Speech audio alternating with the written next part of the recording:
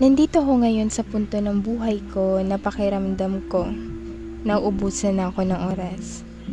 I am Christina Rosario Jimenez, 23 years old, and I have not yet graduated with my bachelor's degree in secondary education, major in mathematics.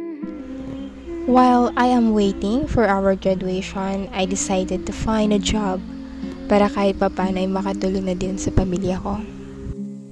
Kahit na hindi ako sigurado kung may tatanggap sa akin, sinubukan ko pa din. Nagpasa ako ng resume and application letter sa 3 school. At grabing panalangin yung ibinubos ko, and I am so blessed dahil sa 3 yon ay natawagan ako.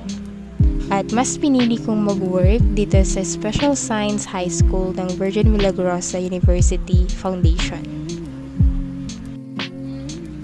Alam ko na hindi magiging madali ang pagdadaanan kong pagsubok at problema.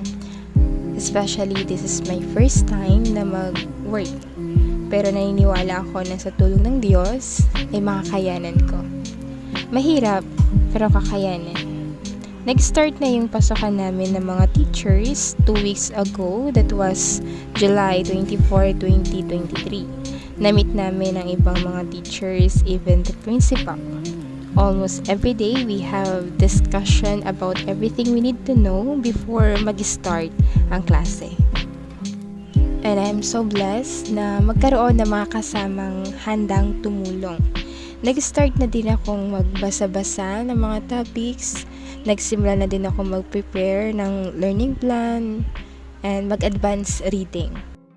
And I also decided na tignan na din ang magiging kwarto ng advisory class ko na nasa 2nd floor. At medyo excited ako na makita yung loob. At kung mapapansin niyo, medyo nahirapan akong buksan.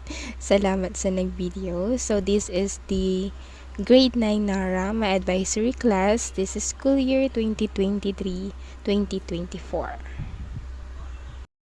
Inuna kong linisan ang mga bintana sa sobrang alikabok nito. And while I am doing this, maraming tumatakbo sa isip ko na baka may multo dito.